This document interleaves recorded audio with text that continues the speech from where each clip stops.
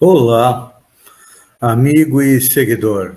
Seja bem-vindo à nossa live diária da Reflexão Matinal, onde eu convido você para irmos em direção ao nosso coração para lá, como jardineiros espirituais, elevar templos às nossas virtudes, fazendo-as crescer, florescer e frutificar, pois são elas que nos alimentam, que nos impulsionam nesta longa jornada em busca da felicidade.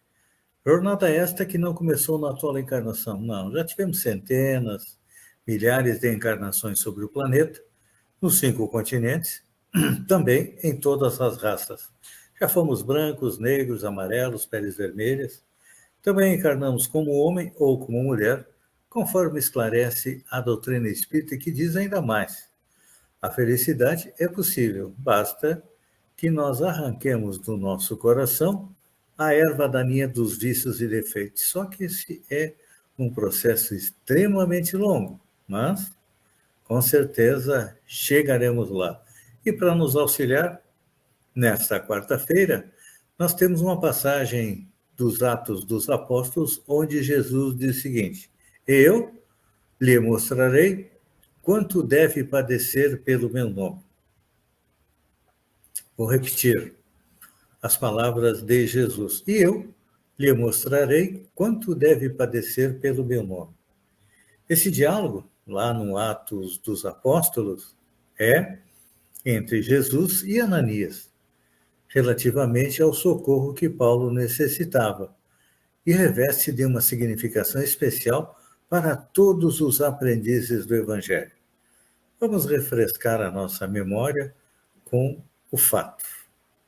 O fato é que Jesus apareceu a Paulo às portas de Damasco, com parte do seu esplendor, e acabou deixando Paulo cego.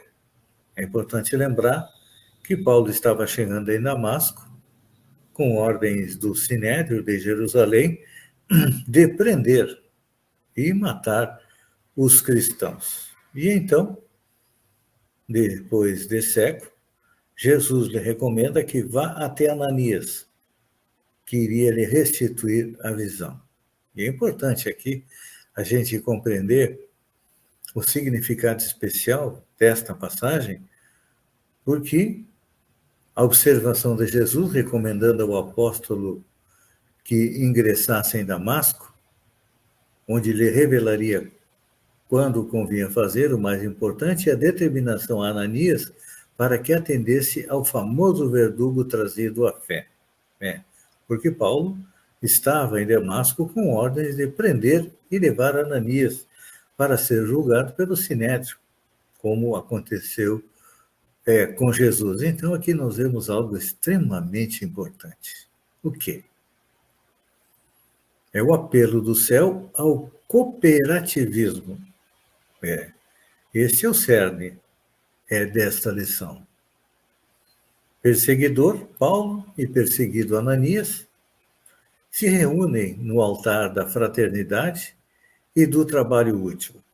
Porque, sob o comando de Jesus, Ananias restitui a visão ao apóstolo que, transformado de perseguidor em trabalhador de Jesus, vai passar aí um bom tempo no deserto, estudando os pergaminhos com as palavras do Mestre Jesus, para depois se dirigir a Jerusalém, onde ele iria se apresentar aos discípulos pedindo autorização para divulgar o Evangelho. É claro que foram momentos difíceis em Jerusalém, porque, primeiro, os apóstolos estavam receosos. Como que um perseguidor ia se transformar em um divulgador? Mas realmente aconteceu. E outra barreira que Paulo teve que ultrapassar foi no sentido do que, na sua visão, e era a visão correta, né? O cristianismo se dirigia a todos os povos do planeta. Isso. A mensagem de Jesus era para todos os filhos de Deus. Enquanto que os apóstolos acreditavam, por serem judeus, que os ensinamentos do Mestre seriam exclusivamente para os judeus. convencendo os apóstolos, nós hoje compreendemos aí o grande trabalho de Paulo como o primeiro divulgador da doutrina espírita. Então, mas tudo isso aconteceu graças ao quê? Como diz a passagem, o cooperativismo que transbordou da lição entre Paulo e Ananias. Pois é, o velhinho de Damasco, no caso Ananias, presta socorro ao ex-rabino e, em troca, é cheio de alegria no coração. É importante a gente lembrar um fato interessante. Jesus chamou a si a tarefa de revelar ao recém-convertido, no caso Paulo, né, quanto lhe competia lutar e sofrer por amor ao reino divino.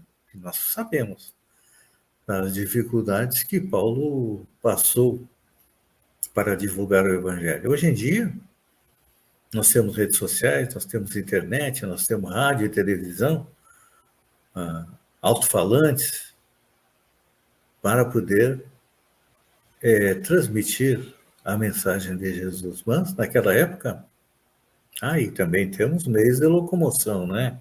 Carro, ônibus, avião, navio, enfim.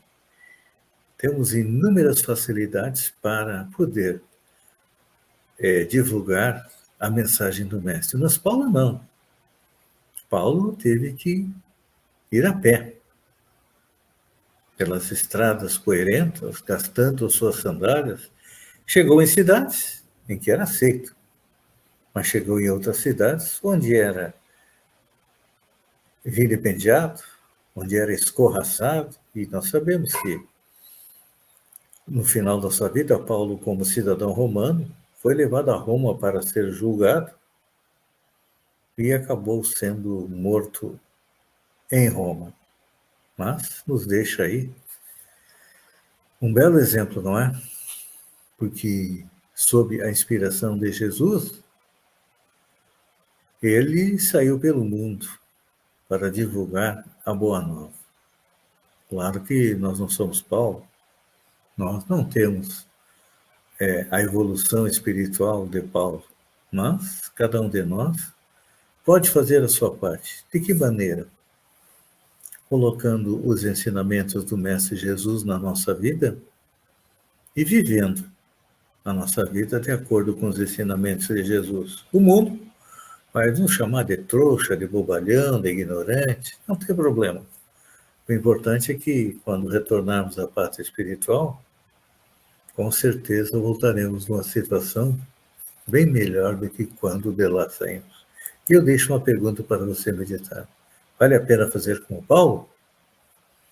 Com certeza, diante da recompensa que nos aguarda, nós vamos pensar que realmente vale a pena.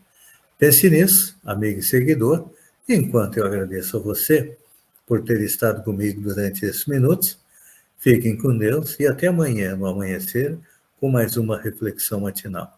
Um beijo no coração e até lá, então.